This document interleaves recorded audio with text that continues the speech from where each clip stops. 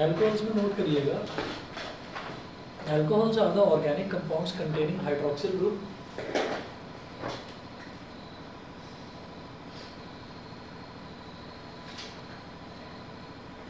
मेरे बायो में 2 चैप्टर हो गए, इलेक्ट्रिसिटी हो गया, मैग्नेटिज्म आधा हो गया।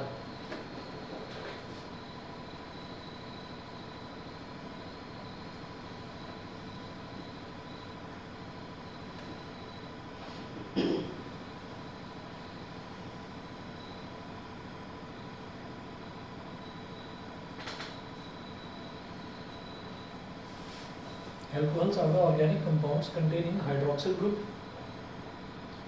ब्रैकेट में लिखें single bond OH group, single bond OH group attached to a carbon atom,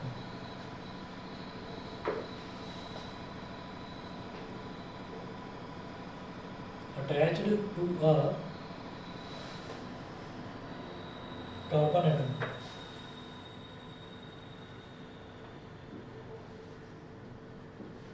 attached to a carbon atom।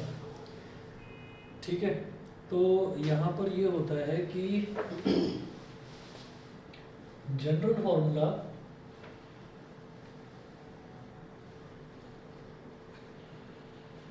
CnH2n+1, यही है। alcohols is R-OH, where R is CnH2n+1, alkyl group, that is CnH2n+1 alkyl group. तो alkyl group में जैसे कि हमने halo alkane में करा, तो एल्काइल ग्रुप में हमने क्या करा कि एक हाइड्रोजन को निकाल दिया और एक हाइड्रोजन को निकालकर हमने क्या करा था, क्लोरीन लगा दिया था या ब्रोमीन लगा दिया था या आयोडीन लगा दिया था। यहाँ पर आपको क्या करना है कि एक हाइड्रोजन को हटा दो और हाइड्रोजन को हटाकर सिंगल बॉन्ड OH लगा दो। ठीक है, बस ये करना है। तो उसी को हम क्या बोल देंगे, उसी को हम अल्कोहल बोल देंगे। फिर इसके कुछ कॉमन एग्जांपल्स देखिएगा। ये शुरू भी इथाइल से होता है ना? ऐसा नहीं है, किसी में था जो इथाइल से शुरू होता है, वो एल्कीन है, एल्कीन और एल्काइल। हाँ, एल्कीन और एल्काइल। यहाँ पर तो मैं एल्काइल ग्रुप की बात कर रहा हूँ ना, तो एल्काइल ग्रुप का मतलब क्या हो गया कि इसमें तो एल्केन ही होगा, एल्केन में से एक हाइड्रोजन हटा देना है बस। ठीक है, तो अब आप ये देखो कि इसके अगर हम एग्जांपल्स देखते हैं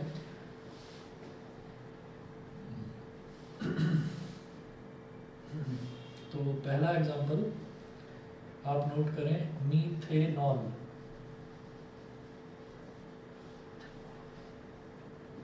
मीथेनॉल, तो मीथेनॉल में क्या होगा, अब आपको ये समझ में आ गया होगा, जो एल्कोहल है, एल्कोहल में सफिक्स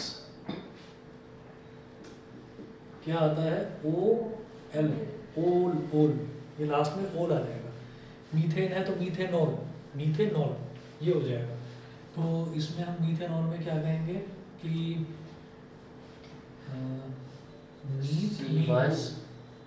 मीथेनॉल है, C1H3, तो मीथ मीन्स N=1, मतलब नंबर ऑफ कार्बन एटम्स कितने हो गए, 1 हो गए। ठीक है, तो मीथेनॉल क्या होगा, मीथेनॉल में यही हमको करना है कि R सिंगल बॉन्ड OH, यानी कि CnH2n+1, CnH2n+1 single bond OH। ठीक है, तो N की जगह आपको 1 लगा देना है, तो ये क्या हो गया, C1H2 × 1 + 1 CH3, single bond OH, मतलब क्या बन गया ये CH3OH, CH3OH, इसको हम बोलेंगे मीथेनॉल। और फिर इसका स्ट्रक्चर बना लीजिए, C का ये कर दिया, 1 2 3 और एक OH, ऐसे बनेगा। स्ट्रक्चर बेहद आसान है कि भाई एक ही तो कार्बन एटम है, तो उसमें आप क्या करें, 3 जगह हाइड्रोजन जोड़ दें। ठीक है, 3 जगह हाइड्रोजन जोड़ दें और एक जगह OH आ गया, और एक जगह OH। इसी तरह से सेकंड एग्जांपल लीजिए, इथेनॉल।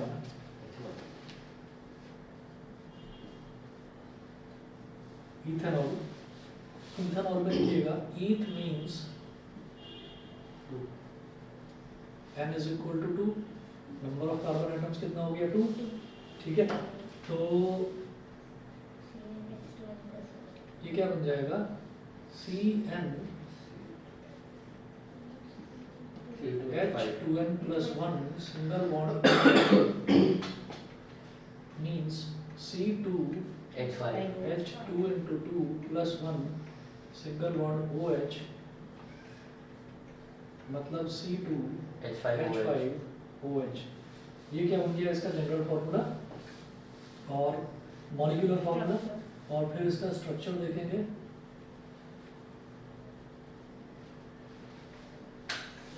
तो कार्बन कितने हैं, 2 हैं, तो दोनों को आप सिंगल बॉन्ड से ज्वाइन करिए, C single bond C।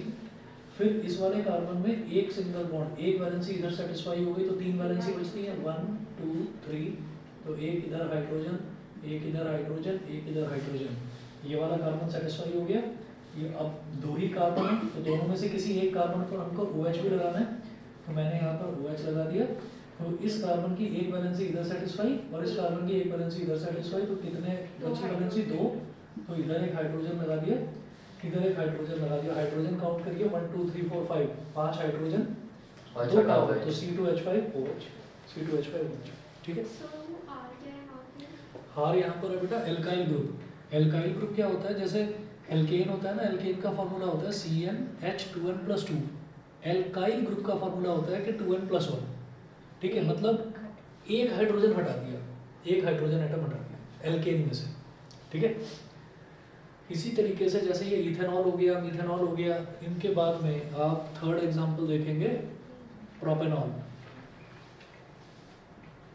PROPANOL, propanol. Propanol में क्या है कि प्रोप, तो लिखिएगा prop means n is equal to 3, n मतलब क्या है, number of carbon atoms is equal to 3, तो CnH2n+1 सिंगल बॉन्ड OH, इसका मतलब क्या होगा, C3H2n+3+1 सिंगल बॉन्ड OH, तो C3H7OH।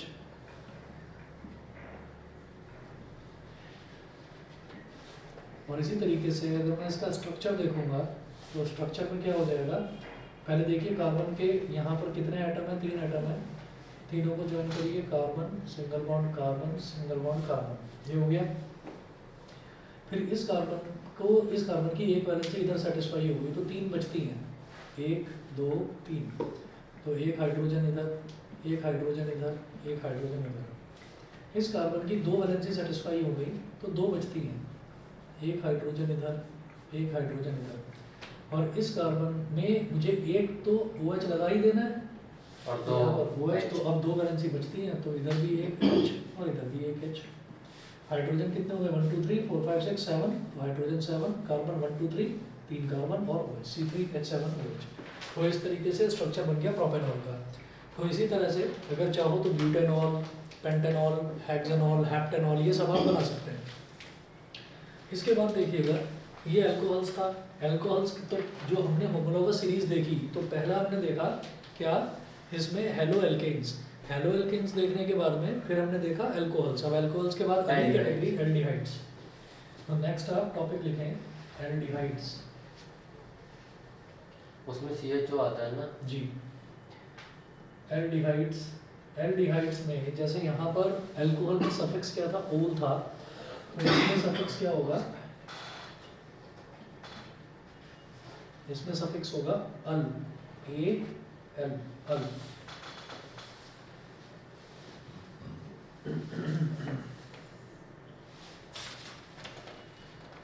एल्डिहाइड्स में लिखिएगा, aldehydes are the carbon compounds और organic compounds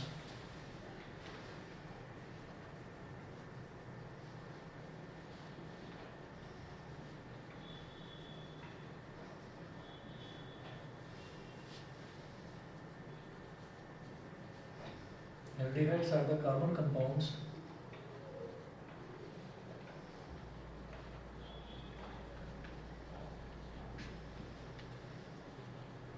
Aldehydes are the carbon compounds or organic compounds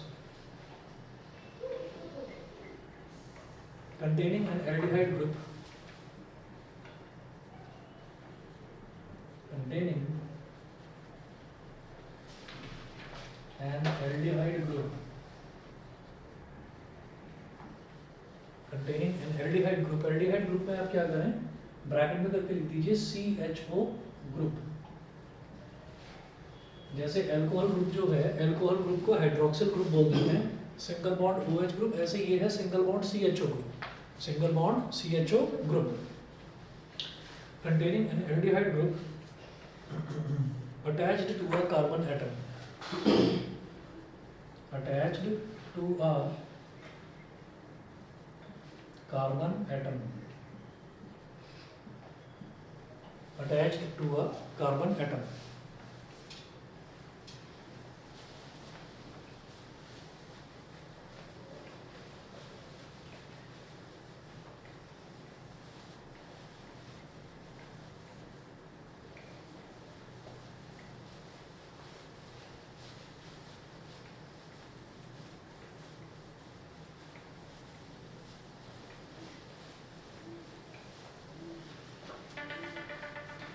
अच्छा, अब इसमें इसका फॉर्मूला देखिएगा, its general formula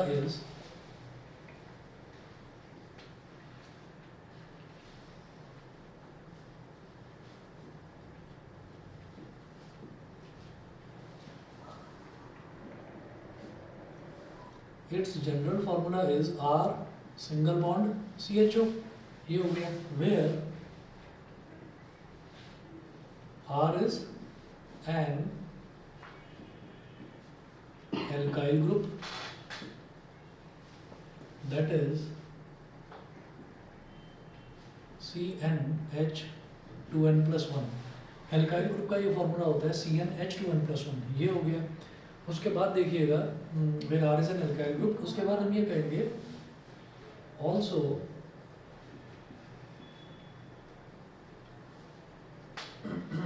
structure of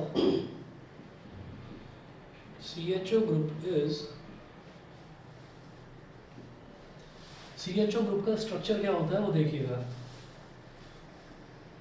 single bond C double bond O single bond H, ठीक है, ये स्ट्रक्चर होता है। तो याद रखिएगा कि अगर मान लीजिए आपको किसी एल्डिहाइड का फॉर्मूला लिखना है, तो जैसे अल्कोहल का फॉर्मूला लिखते हैं ना, तो उसमें लास्ट में OH लगा देते हैं हाइड्रोजन निकाल कर। तो यहाँ पर एल्डिहाइड में क्या करेंगे, एल्डिहाइड में एक हाइड्रोजन निकाल देंगे आप, ठीक है, जैसे क्या है CnH2n+1, तो ये क्या आया, एल्केन में से आपने एक हाइड्रोजन निकाल दिया, तो एक हाइड्रोजन निकाल के फिर उसके बाद आप लिख देंगे CHO, बस ये करना है। जैसे यहाँ पर क्या करा, अगर कायदे से मैं देखता तो ये प्रोपेनॉल लिखा हुआ है, अगर ये प्रोपेन होता, सिर्फ प्रोपेन होता, तो प्रोपेन के केस में होता C3H8, आपने क्या करा, एक हाइड्रोजन हटा दिया, तो H8 ना रहकर H7 हो गया और OH लगा दिया, तो ये तो बन गया प्रोपेनॉल। अब इसी तरीके से अगर मान लो आपको बनाना है प्रोपेनल, यानी कि एल्डिहाइड बनाना है, तो प्रोपेनल में क्या करेंगे, C3H7 और लिख देंगे CHO,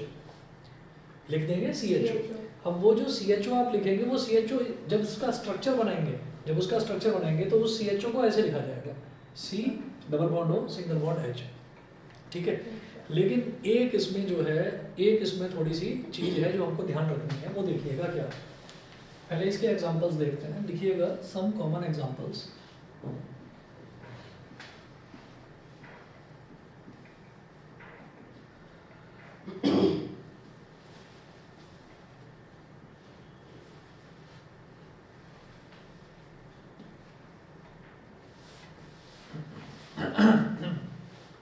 इसके कुछ कॉमन एग्जांपल देखिएगा कि यहाँ पर ये होता है कि जैसे हम किसी भी एल्डिहाइड की बात करते हैं, तो यहाँ पर ऐसा होता है कि जैसे CHO है, तो CHO का मतलब ये हो गया कि जब इसका स्ट्रक्चर बनाएंगे तो C single bond O, C double bond O single bond H, ये आ जाएगा। तो हम जब भी मीथेन, ईथेन, प्रोपेन, ब्यूटेन इनकी बात करते हैं, तो मीथ कहाँ से आया कि अगर एक कार्बन एटम है तो मीथ आ जाएगा। तो ये जो CHO है, इसमें तो ऑलरेडी एक कार्बन एटम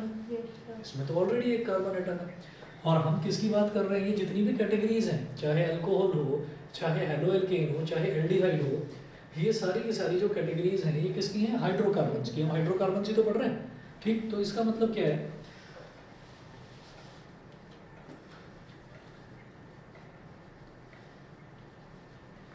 अगर मैं ये बोलूँ मीथेनल, अगर मैं बोलूँ मीथेनल, तो मीथेनल का मतलब क्या हो गया? एक कार्बन एटम वाला एल्डिहाइड, ठीक है। जैसे हमने यहाँ पर इथेनॉल बोला था, तो इसका मतलब दो कार्बन एटम वाला एल्कोहल। ऐसे ही मीथेनॉल का मतलब एक कार्बन वाला एल्डिहाइड, ठीक है। तो ये हो जाएगा मीथेनॉल मतलब N इज इक्वल टू 1। तो C double bond O single bond H, एक कार्बन एटम तो इसमें पहले से ही है। मीथेनल है तो उसमें भी एक ही कार्बन एटम चाहिए, तो बेटा फिर मैं इसमें और अपनी तरफ से कोई कार्बन लगाऊंगा ही नहीं, क्योंकि इसके फॉर्मूले में ऑलरेडी एक कार्बन है, तो मैं और कार्बन लगाऊंगा ही नहीं इसमें। तो फिर क्या लगा सकते हैं? बिकॉज इट इज हाइड्रोकार्बन, तो जब मुझे कुछ भी नहीं मिलता है तो मैं हाइड्रोजन लगा देता हूँ। तो मैं कार्बन यहाँ लगा नहीं सकता, तो मैं यहाँ क्या लगाऊंगा? हाइड्रोजन लगाऊंगा। तो H C double bond O single bond H, ये हो गया। ये क्या है? ये इसका स्ट्रक्चर है, ये इसका स्ट्रक्चर है। और C डबल बॉन्ड इसको बोलेंगे क्या? तो मैं इसको लिखूंगा कि इसका केमिकल फॉर्मूला, केमिकल या मॉलिक्यूलर फॉर्मूला, वो कैसे लिखा जाएगा? HCHO, बस HCHO, बस ये बन गया। इट्स केमिकल फॉर्मूला बोल देते हैं, मॉलिक्यूलर फॉर्मूला बोल देते हैं। अच्छा, जिसमें ये डिजिट, जिसमें ये अल्फाबेट आता है ना, NCNH2n+1OH, इसको बोलते हैं जनरल फार्मूला। जनरल फार्मूला का मतलब क्या है कि ये सारे अल्कोहल्स पर यही फार्मूला एप्लीकेबल होगा, तो उसको बोल देते हैं जनरल फार्मूला। और फिर जब हम प्रॉपर किसी के लिए निकालते हैं, जैसे इथेनॉल है, तो इथेनॉल में अब N तो नहीं आ रहा ना, इसमें तो C2H5OH हो गया, तो ये हो गया इथेनॉल का मॉलिक्यूलर फार्मूला या केमिकल फार्मूला। तो जनरल फार्मूला वो है जो एक प्रॉपर फार्मूला होता है जिसमें हम वैल्यू डालकर अपने हिसाब से कोई भी नंबर ऑफ कार्बन एटम्स के हिसाब से कोई भी हाइड्रोकार्बन की वैल्यू निकाल सकते हैं। और फिर ये क्या हो गया? ये हो गया हमारा केमिकल फार्मूला या फिर मॉलिक्यूलर फार्मूला। बताइए, क्लियर? सर हमने H2 क्यों नहीं लिखा, मतलब अलग अलग क्यों लिखा? अच्छा, आप चाहते हो कि मैं इसको ऐसे लिख दूं H2, C, है ना, और फिर CO, इस तरीके से। वो भी सही होएगा, बात तो एक ही है। हाँ, वो भी सही होगा, बात एक है, लेकिन हम इसको अगर CHO एक साथ लिखते हैं ना, तो ये आइडेंटिफाई करने में हमारे लिए आसानी होती है कि ये एक एल्डिहाइड ही है, ठीक है। अब सर एक चीज समझ नहीं आई, हाँ, वो उसका सी कहाँ चला गया, CnH2n का? अच्छा इसका, हाँ, अच्छा इसका N कहाँ चला गया? इसका सी कहाँ चला गया? क्योंकि वो सी समझ नहीं आ रहा, क्योंकि CH जो अपनी अलग प्रॉपर्टी कर रहा है और वो अलग हुआ ना। ठीक है, यहाँ पर क्या है कि जब हम पहले वाले केस के लिए देखते हैं, तो पहले वाले केस में मैं एल्केन, मतलब जो एल्काइल ग्रुप है, मैं वो एल्काइल ग्रुप बना ही नहीं पाऊंगा। पहले वाले केस में हम नहीं बना पाएंगे, क्योंकि उसमें ऑलरेडी एक कार्बन एटम है। तो इस वजह से हम यहाँ पर तो ये वाला मेथड कि हम RCHO बना दें इसको, तो हम वो तो यहाँ पर अप्लाई कर ही नहीं सकते, ठीक है। उसके आगे जितने भी हमारे कंपाउंड्स आएंगे उन सब में हम वो अप्लाई कर देंगे। मतलब बाकी सर सारे मतलब नॉर्मल है, इसके लिए हम आ रहा वाला बाकी फॉर्मूला सब यूज बाकी करेंगे। normal ये है। नॉर्मल है। ये ऑड वन आउट है। हाँ। मतलब सर इसके लिए हमारा जनरल फॉर्मूला यूज नहीं कर रहा हूँ। बाकी ये सब रट लेते जगह, हैं बाकी ना। सब जगह कर लो, ये रट जनरल लेते हैं सिंगल पीस। समझने वाली भी चीज़ है, इसमें कोई रटने का तो है नहीं। आपको एक चीज़ समझ में आ रही है कि इसमें पहले से ही एक कार्बन एटम है, तो हम मीथेनल के लिए हम एक और कार्बन नहीं लगा तो वहाँ सकते। पे डबल बॉन्ड क्यों लगाया?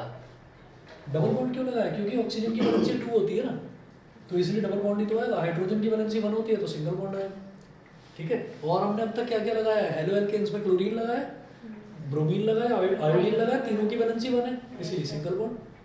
जिसकी वैलेंसी 2 होगी वहाँ पर डबल बॉन्ड आएगा। नाइट्रोजन लगाकर देख लो, नाइट्रोजन कैसे लगेगा? ट्रिपल बॉन्ड के साथ ही लगेगा, क्योंकि नाइट्रोजन की वैलेंसी 3 है, ठीक है। चलो जी, अब इसके बाद जैसे मैंने ये मीथेनल देखा, अब इसके बाद देखते हैं इथेनल।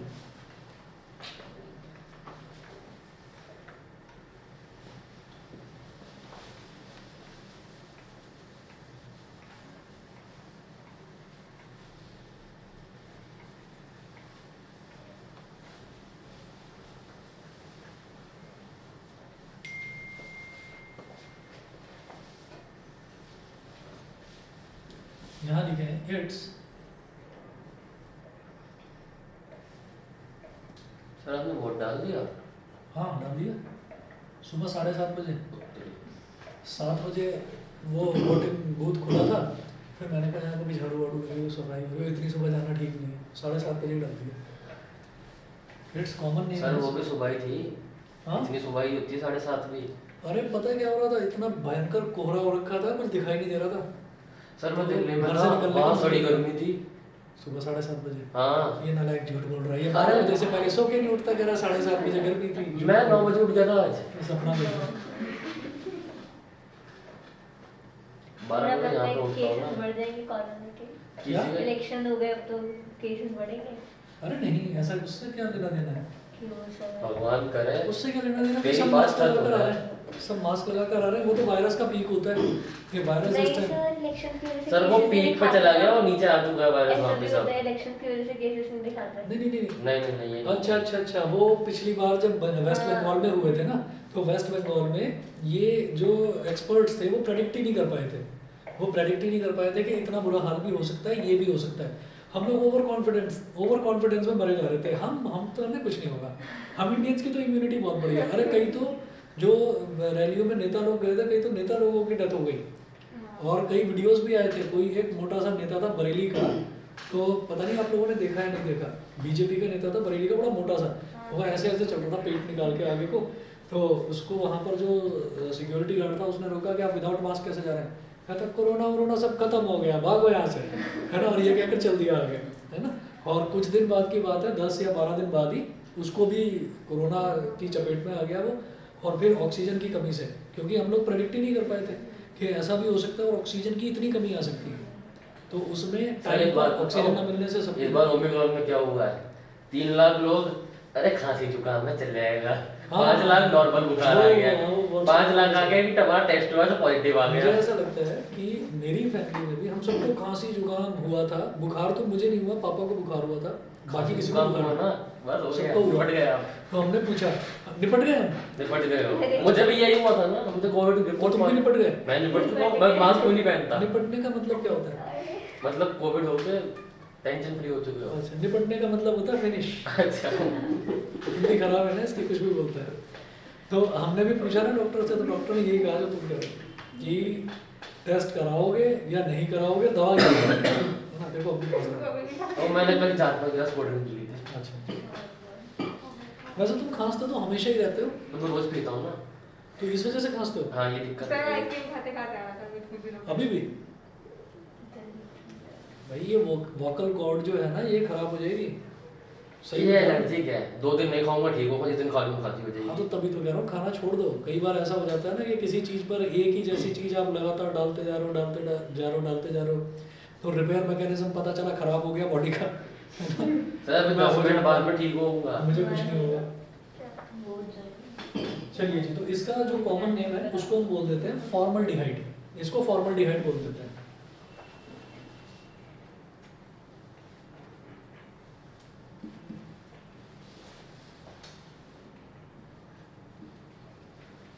सेकंड नोट करेंगे ethanol.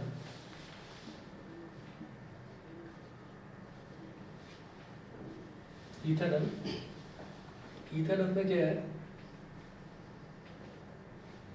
N is equal to 2, number of carbon atoms यहाँ पर 2 होंगे, 2 होंगे।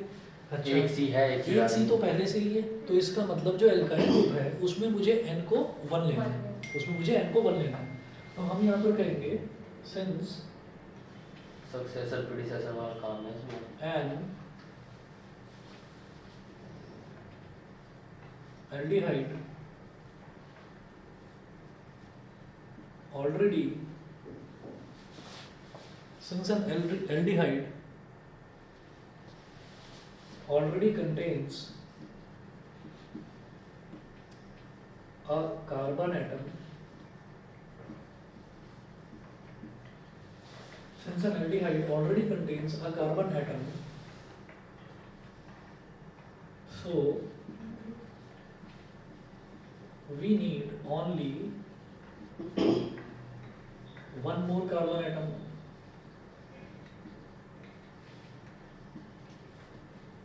therefore n is equal to 1. तो R CHO, which implies that CN H2n plus 1 CHO, यहाँ पर आपको n की वैल्यू 1 लेनी है, एक्चुअल में n की वैल्यू 2 होगी, एक्चुअल में n की वैल्यू 2 होगी क्योंकि एक सी उसके अंदर ऑलरेडी है ना, तो यहाँ पर आप n की वैल्यू 1 ले लेंगे, तो C1 H2 into 1 plus 1 single bond CHO, तो ये हो गया, 1 तो लिखा नहीं जाता, CH3 CHO, और स्ट्रक्चर इसका क्या हो जाएगा,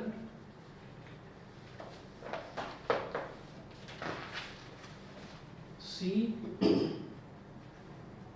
H H H CH3 हो गया, सिंगल बॉन्ड CHO, तो CHO को कैसे लिखेंगे, C double bond O single bond H, क्या बोलेंगे इसको, इथेनॉल। लेकिन मैंने नंबर ऑफ कार्बन एटम अपनी तरफ से मैंने कितने लगाए, एक लगाया, लेकिन एक ऑलरेडी था तो इस वजह से 2 कार्बन एटम हो गए टोटल 2 कार्बन एटम हो गए, तो इसका मतलब क्या हुआ कि ये कहलाएगा इथेनॉल। ठीक, चलिए यहाँ पर अब अगला देखते हैं प्रोपेनॉल।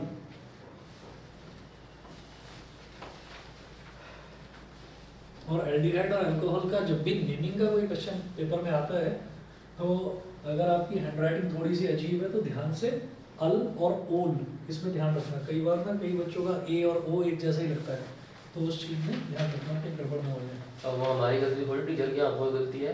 अरे बस तुम तो यार तुम लड़ने के लिए निकलते हो क्या घर से, क्या है तुम्हें, हर चीज़ में उल्टा ही देखते हो।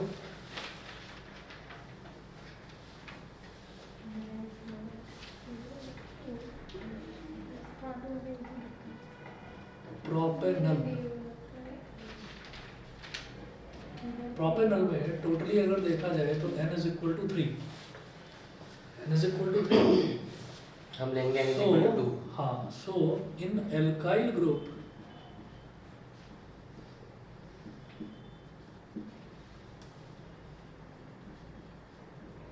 we will take n is equal to 2, तो जो RCHO है ये होता है, R होता है CN H2n plus 1 single bond CHO, यहाँ पर n की जगह 2 डाल दीजिए तो C2 H5 H2 into 2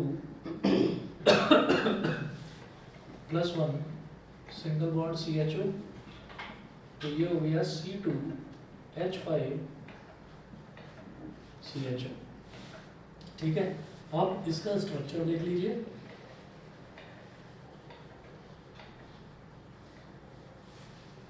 structure में आपको क्या करना होगा, पहले तो देखिए कार्बन के 2 एटम है, पहले तो C2H5 बनाना है, C सिंगल बॉन्ड C, फिर उसके बाद देखिए यहाँ पर एक वैलेंसी सेटिस्फाई हो रही है तो 3 बची 1 2 3, तो एक हाइड्रोजन इधर, एक हाइड्रोजन इधर, एक हाइड्रोजन इधर, फिर ये वाला जो कार्बन है ये CHO के साथ जुड़ेगा तो C double bond O single bond H, तो इस कार्बन की 2 वैलेंसी सेटिस्फाई, एक इधर तो 2 बची, तो एक हाइड्रोजन इधर, एक हाइड्रोजन इधर, तो ये कितना हो गया 1 2 3 4 5, तो 2 कार्बन और 5 हाइड्रोजन C2H5 CHO। ठीक है, और 3 कार्बन है टोटल अगर देखा जाए, तो इसलिए बोलते हैं प्रोपेनॉल। प्रोपेनॉल बताइए बेटा, ऑनलाइन वाले बच्चे बताएं, क्लियर है? अरे ऑनलाइन वाले बच्चे बताएंगे भाई, समझ गए? सर ध्रुव से पूछना। चलिए यस सर। ठीक है, सबको अपनी तरह नालायक समझते हो, बेटा पढ़ाई कर रहा है सीरियसली। सर घर पे क्या बताऊँ फोन में, मत बताओ, इसकी इंस्टा आईडी दूंगा आपको, फिर देखना। चलिए जी अगला टॉपिक नोट करेंगे, मेरे कीटोन्स। पासवर्ड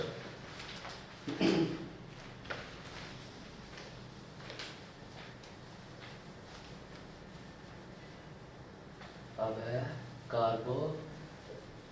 कार्बन है ना, कीटोन्स पहले कीटोन होता है कार्बन आता है। जो बता रहा हूँ वही आता है।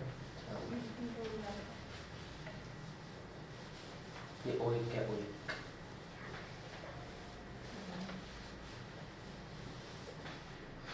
तो ये आपने कितना बताया? ये आपका कीटोन्स है, कीटोन्स के बाद में कार्बोक्सिलिक एसिड है, बस एक क्लास और होमोलॉगस अच्छा वो तो हो गया। होमोलॉगस में तो चल रहा है, होमोलॉगस करा दिया, बाकी सारा कुछ हो ही गया। केमिस्ट्री में जो 2 चैप्टर है उनमें बड़ा चैप्टर यही है। फिजिक्स में जो 2 चैप्टर है उनमें बड़ा चैप्टर वो था जो हम कर चुके हैं। तो अगला मैग्नेटिज्म कराएंगे स्टार्ट, चिंता करने की जरूरत नहीं, ठीक ठाक टाइम मिल गया है आपको। अरे तो लेट पेपर है, 3 महीने पड़ेंगे पेपरों में। 26 से स्टार्ट होंगे। 26 अप्रैल 26 अप्रैल से स्टार्ट हो गया, यही है ना? हाँ डेट शीट आ गई? नहीं वो डेट आ गई कि इस डेट से स्टार्ट होंगे। मैंने मान लिया डेट शीट आ गई। नहीं चलो अब डेट शीट अगर आएगी तो जो जनरल ट्रेंड है, आपके पेपर शुरू होंगे 8 या 10 मई से। जनरल ट्रेंड क्या कहता है कि शुरुआत में वोकेशनल सब्जेक्ट्स वाले पेपर होते हैं, फाइन आर्ट्स हो गया। 6 जून को बर्थडे है मेरा, तो जरा उससे पहले खत्म नहीं होंगे मुझे लग रहा है उससे सही पहले। में? हाँ ऐसी बददुआ मत दो। कमाल है, बहुत सारे चेंज होने वाले। और कौन आ गया?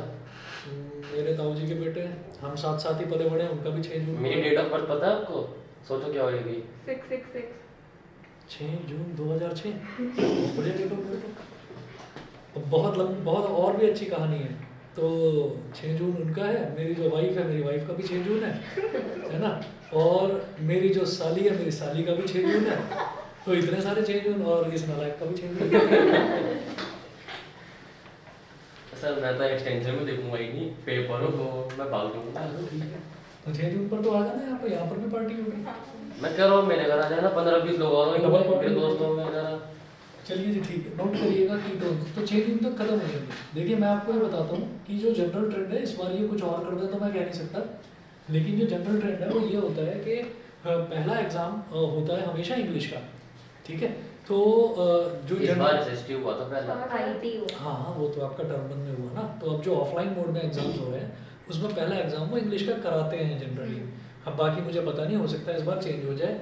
लेकिन एक ट्रेंड जो है जो अभी तक कभी गड़बड़ हुआ ही नहीं है वो ये ट्रेंड है, और वो आपने टर्म 1 में भी देखा होगा कि जो एग्जाम्स थे, एग्जाम शुरू हो गए थे शायद 17 या 18 नवंबर से, 22 लेकिन आपका पहला एग्जाम जो है वो शायद उसके 10 या 12 दिन बाद था। पहला 25 नवंबर को था। पहला आईटीआई का था। अच्छा, मतलब 10 दिन का गैप था उसमें, कि आपके शायद 15 या 16 से हुए थे स्टार्ट जो आपके एग्जाम्स थे। नहीं पहले वो 31 से स्टार्ट नहीं 30 से स्टार्ट हुआ था, वो 25 को हमारा आईटी का था। हाँ 30 से ही स्टार्ट हुआ था, हाँ। क्योंकि 30 को मेरा बर्थडे था, हाँ, मैं बर्थडे गया था, था। हाँ। और दूसरा मैं बताता हूँ कि ऐसे ही 12th क्लास की जो डेट शीट आई थी वो भी 19 नवंबर से थी, लेकिन उनका पहला एग्जाम 3 दिसंबर को था।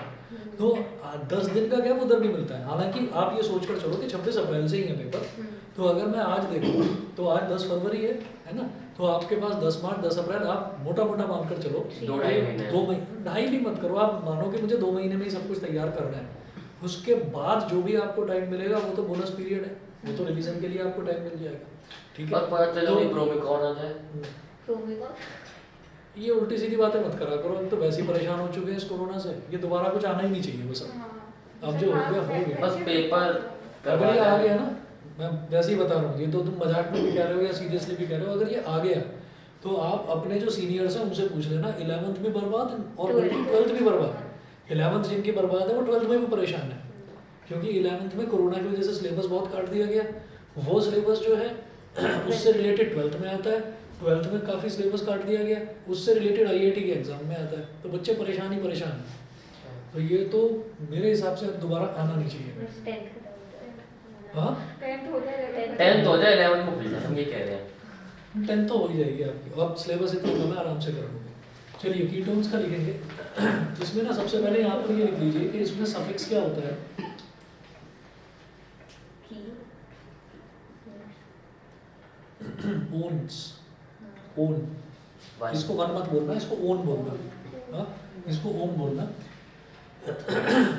हमारे साथ में जो प्लस पॉइंट है वो क्या है, मैथ्स में भी और साइंस में भी, कि हमने क्वाड्रेटिक कर लिया है और हमने ये ऑलमोस्ट खत्म ही है, बस एक क्लास और चाहिए होगी, ये हो गया है। और उधर इलेक्ट्रिसिटी हो गया, मैग्नेटिक इफेक्ट फटाफट निपटेगा, इसके बाद पीरियोडिक क्लासिफिकेशन फटाफट निपटेगा, और सरफेस एरिया शायद मैथ्स में स्टार्ट कर दिया है ना? सरफेस एरिया वहाँ पर है, एक एपी और बचेगा चैप्टर, और शायद कंस्ट्रक्शन कंस्ट्रक्शन में से एक मतलब इसमें 2 static। क्वेश्चन है। अरे मजाक में हो जाता है। सर सबसे मुश्किल चैप्टर मेरे हिसाब से स्टैटिस्टिक्स लग रहा है मुझे इस टाइम। तुम्हें लग रहा होगा 3 मीडियम बोर्ड्स लिया होगा ना, वो फार्मूला गंदे गंदे से है ना वो उसके। फॉर्मूले गंदे गंदे, एक फॉर्मूला से सारा फॉर्मूले बन जाते हैं। आप अगर आप कहेंगे, अगर आपको लगता है, आप कहेंगे तो मैं आपको एक शीट भेज दूंगा, मैंने लिख रखे हैं सारे फॉर्मूले एक जगह 10th के जो स्टैटिस्टिक्स के हैं। लगता है ना कि बहुत मुश्किल फॉर्मूले हैं, आपको अगर आपने मीन के 3 फॉर्मूले देख लिए होंगे, आपने मीडियन के शायद 5 या 6 फॉर्मूले देख लिए होंगे, ऑड है तो कुछ और, इवन है तो कुछ और। उसमें रटने का जुगाड़ नहीं बताऊंगा, बहुत सस्ता जुगाड़ बता दूंगा जो बड़े आसानी से आपको समझ में आ जाएगा। इवन है तो क्या करना है, ऑड है तो क्या करना है।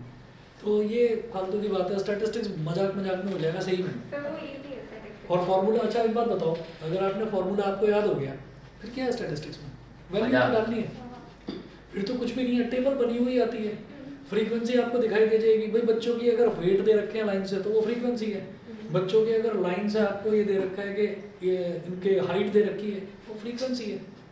तो मुश्किल नहीं आएगी, मुश्किल नहीं आएगी। मुश्किल चैप्टर जो है वो हम ऑलरेडी अब कर रहे हैं, सरफेस एरिया एंड वॉल्यूम, ये है मुश्किल। ये तो इसमें दिमाग नहीं सबका गुरु है। चलता, इसमें दिमाग नहीं चलता। इसमें कई बार ऐसा हो जाता है कि जैसे एक क्वेश्चन शायद मैंने आपको अभी करवाया नहीं है, उसमें क्या है कि क्यूब है, उस क्यूब के ऊपर एक डोम बना रखा है, कराया है वही पैसिफिक मॉल वाला, वही तो करा रखा है। करवाया था। हाँ। तो उसमें कई बच्चों के दिमाग में ये नहीं आता कि ऊपर एक वो सर्कुलर पोर्शन वाला एरिया उसने कवर कर रखा है, तो आपको टोटल सरफेस एरिया में से सर्कल को रिमूव कर देना है। तो वो क्वेश्चन मतलब इसमें है, थोड़ा सा स्टैंडर्ड के क्वेश्चंस हैं। एपी में से प्रैक्टिकल प्रॉब्लम्स तो हटा ही नहीं है, तो क्या है फिर एपी में? ये भी तो बहुत इजी है।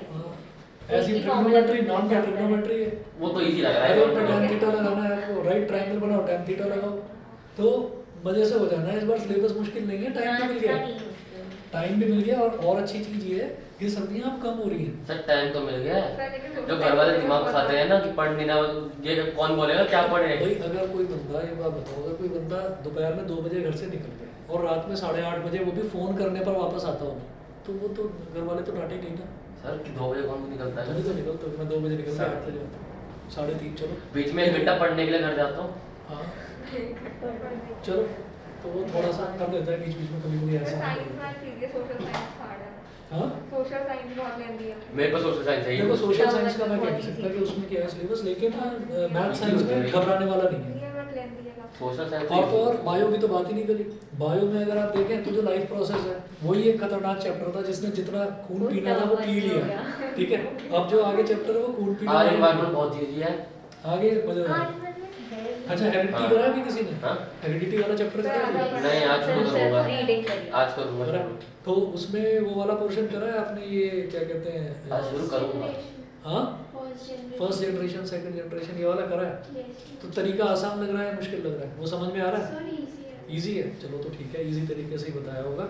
मैं भी आसान तरीके से ही बताऊंगा, बेहद आसान है। ऐसे ही हाउ डू ऑर्गेनिजम्स रिप्रोड्यूस, मेरा ये सेक्शन वाला पूरा हो गया है।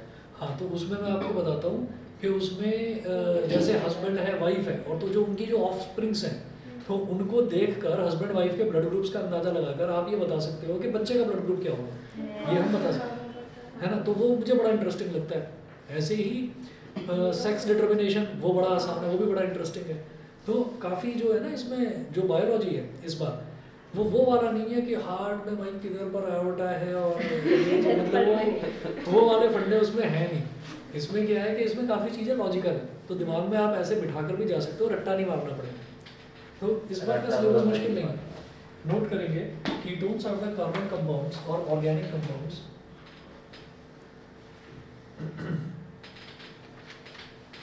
सर आपका फेवरेट क्या था अपने जमाने में? सब्जेक्ट, हाँ सब्जेक्ट मेरा फेवरेट इंग्लिश था, क्योंकि कम मेहनत में ज़्यादा आउटपुट देता था वो। इंग्लिश। इंग्लिश, हाँ। तो वो अच्छा माइलेज देने वाली मोटरसाइकिल थी एक तरह से, कि ये जो है ये अच्छा माइलेज देती है, ये अच्छा है। और सबसे खराब जो है, सबसे गंदा जो है SST, सबसे गंदा। सब मेरी हटवा दी मेरे घर वालों ने। तो मुझे हिंदी लगती है। साइंस सर 55 है। मुझे सबसे गंदी साइंस लगती है इस टाइम पर। मैं उसको रटने बैठ जाता था, मम्मी बुलाती थी, दिखा क्या कर रहा है इतनी देर से, ठीक है। एक पैराग्राफ लेकर रट्टा मारे जा रहे, उसके बाद बुलाया, दिखा क्या कर रहा है इतनी देर में, पता नहीं क्या होता था। जैसे 2 पैरा याद करें तो उसमें से 1 पैरा सुना देता था, तो मम्मी कहती थी बेटा एक बार और रिवाइज कर, कोई बात नहीं हो जाएगा। चलो ठीक है। पापा के सामने पता नहीं क्या होता था, एक लाइन भी याद नहीं आती थी सर तो चाटा ही पड़ जाता था। सुनो, आपके सामने उल्टा हो रहा है, मेरे साथ मम्मी के सामने सुना था, पापा का सुना देता हूँ। तो तुम्हारी मम्मी डेंजरस होगी ना, या तो पापा डेंजरस थे। अरे आजकल का जमाना ही मम्मी डेंजरस वाला है। तो होगा, पता नहीं भाई हमारा पापा तो बोलते ही नहीं तो हमारे टाइम पर तो ये हो जाता था कि मतलब स्कूटर था पापा के पास, बजाज का एक स्कूटर था, बजाज सुपर, ठीक है। तो एक आता था बजाज का चेतक, एक आता था सुपर। तो चेतक वो चलाते थे पहले। जो एवरेज हाइट होती थी ना लोगों की, बहुत ज़्यादा लंबे लंबे लोग नहीं होते थे। अब तो हाइट अच्छी है, ज़्यादातर जो एवरेज हाइट है तो वो अब अच्छी है। तो चेतक था लंबे लोगों के लिए, मेरे पापा की हाइट ज़्यादा थी नहीं, तो पापा ने सुपर ले रखा था। उसके टायर छोटे थे, पता नहीं क्या था, कई लोगों के पास था स्कूटर तो, ठीक है, लेकिन पता नहीं क्या हमारे कान इतने तेज थे कि पापा के स्कूटर की आवाज़ में दूर से आ जाती थी। दोनों के दोनों उठाकर हम किताब वगैरह उठाकर बैठ जाते थे पढ़ने। पता नहीं, ऐसा लगता था कि जैसे कोई गब्बर सिंह आ रहा होगा कि बस हम आए और अब हमारी पिटाई हुई। तो वो था। तो मेरे घर में मम्मी छोड़ो, कहती है अरे पढ़ दो यार, पापा से पूछ। हाँ, पापा से- पापा मना करते ही नहीं मुझे कुछ।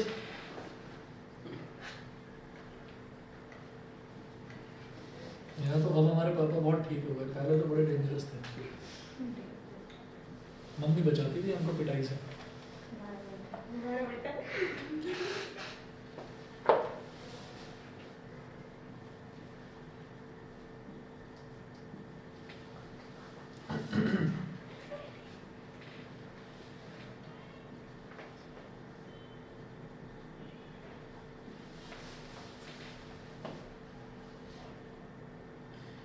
Containing the ketone group, bracket में लिखिएगा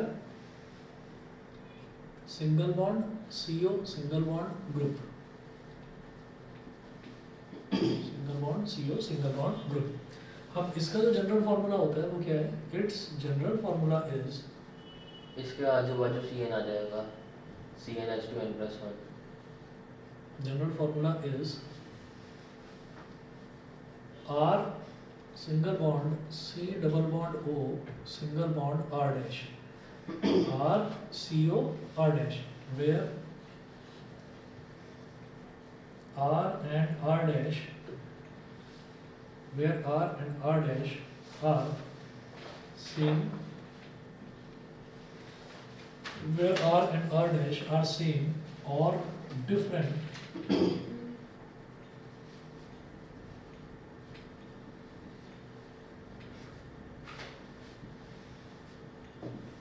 आर सेम और डिफरेंट अल्काइल ग्रुप्स। यहाँ पर R जो है और R डैश है, ये आपके अल्काइल ग्रुप्स हैं, ये सेम भी हो सकते हैं या अलग अलग भी हो सकते हैं, ठीक है। तो चलिए इसके एग्जांपल्स देखते हैं। पहले एग्जांपल है मिथन, मिथॉन, मिथॉन। नहीं वो नहीं करना आपको। मीथेन तो पूरा आएगा, उसका ई हटा देना बस लास्ट में और ON लगा देना। मिथनॉन, मीथेनॉन, ऐसे ही मीथेनॉन। लेकिन प्रॉब्लम ये है कि ना तो यहाँ पर मीथेनॉन एग्जिस्ट करता है ना इथेनॉन एग्जिस्ट करता है। इसका पहला मेंबर ही प्रोपेनॉन से स्टार्ट होता है। उसका रीज़न क्या है वो देखिएगा।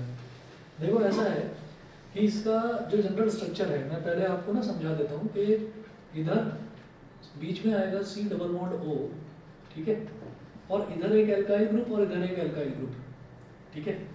अब जो इधर एल्काइल ग्रुप है, उस एल्काइल ग्रुप में अब देखिए एक तो कार्बन इसमें पहले से ही मौजूद है, तो हम ये कहेंगे कि मैं तो इधर लगाऊंगा ही नहीं कोई कार्बन वाला, मैं तो कोई एल्काइल ग्रुप लगाऊंगा ही, मैं तो H लगा दूंगा। क्यों? क्योंकि मुझे तो ज़्यादा बेचैनी हो रखी है कि नहीं, मेरे को तो मीथेनॉन बनाना ही बनाना है, चुल मची हुई है, ठीक है ना। तो मीथेनॉन बनाना है, तो मीथेनॉन बनाने के लिए मैं क्या करूँगा भाई, एक कार्बन तो पहले से ही है। अब इधर क्या करें, क्या इधर भी लगा दें हाइड्रोजन? चलो जी इधर भी लगा देते हैं हाइड्रोजन, ठीक है, बन गया भाई, बन गया मीथेनॉन, बन गया पार्टी, ठीक है। एक बार गौर से देखो है क्या है। अरे सोचो, अभी कुछ करके आए हैं, अभी पीछे वाले चैप्टर में पढ़ा है। ये क्या है? CHO मिथनॉल, और ये क्या है? मिथनॉल। तो ये तो मीथेनॉल बन गया, फॉर्मल्डिहाइड। और हमें तो कीटोन बनाना था, तो कीटोन कहाँ बना? कीटोन तो नहीं बन पाया। हमने कहा यार यहाँ तो फ्लॉप हो गया, इसका मतलब मीथेनॉन तो बनाना पॉसिबल ही नहीं है। मीथेनॉन बनाने गए थे, बन गया मीथेनॉल, छोड़ो। गए 2 नंबर। फिर हमने कहा कि नहीं मारूंगा अभी भी। अब इथेनॉल बनाने की कोशिश करूंगा।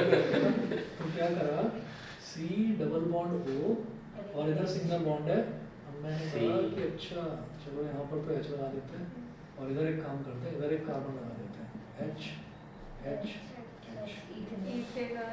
ये क्या बन गया, ये इथेनॉल बन गया। ठीक है, तो यहाँ पर भी गए तो थे क्या बनाने, इथेनॉल बन गया इथेनॉल। वहाँ गए थे हम इथेनॉल बनाने, तो बन गया मिथेनॉल। ठीक, तो भाई ये दोनों तो एग्जिस्ट ही नहीं करते। ये तो आपका मीथेन इथेनॉल बन गया और ये मिथेनॉल बन गया। इसका मतलब जो पहला कीटोन है वो N=3 से ही स्टार्ट होता है। ठीक है, पहला कीटोन N=3 से। ये सबको समझ में आ गया? ठीक है, ऑनलाइन वाले बच्चे बताएं ये समझ में आ गया? बताइए। Yes sir. Arnav yes sir. समझ गए? चलिए ठीक है, तो अब यहाँ पर एक चीज नोट करेंगे आप।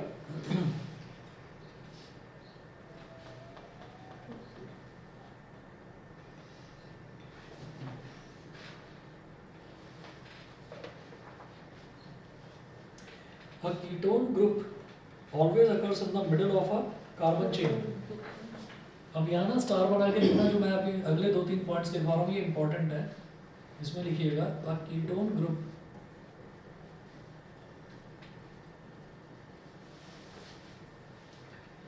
ब्रांच चैन में होते हैं ना। रुको तो सही। A ketone group always occurs in the middle of a carbon chain.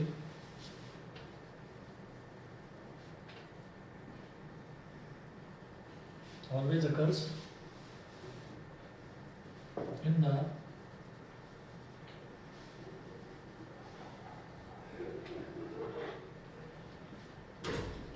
middle of a carbon chain.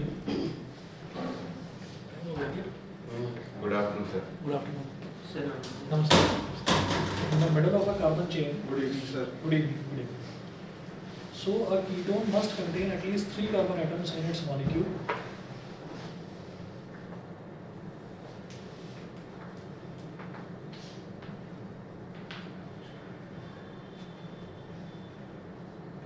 So a ketone must contain at least 3 carbon atoms in its molecule. At least 3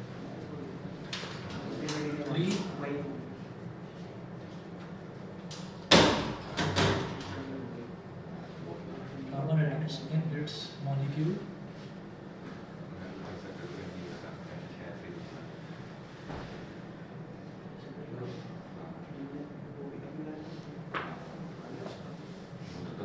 ठीक है, और इसका ये वाला जो reason है, इस वाले रीज़न को नेक्स्ट क्लास में लिखवाएंगे। ठीक है, अभी इतना ही कर दीजिए। और सैटरडे को मोस्ट प्रोबेबली मैं आपका टेस्ट लूँगा, या सैटरडे को मैं कोई और दिन ले तो बता दो। संडे का रहते हैं। नहीं, संडे को मैं अवेलेबल हूँ। संडे और मंडे में 2 दिन नहीं हुए हैं। ठीक है, संडे छुट्टी है तो मंडे छुट्टी होगी। हाँ सर मंडे, वेडनेसडे को ले लो। ट्यूसडे या वेडनेसडे को रखें। चलो ठीक है, तो तुम्हारा कैंसिल करते हैं, बाकी सबका या तो ट्यूसडे को या फिर वेडनेसडे को। ठीक है, चलिए thank you sir. Thank you sir. Okay.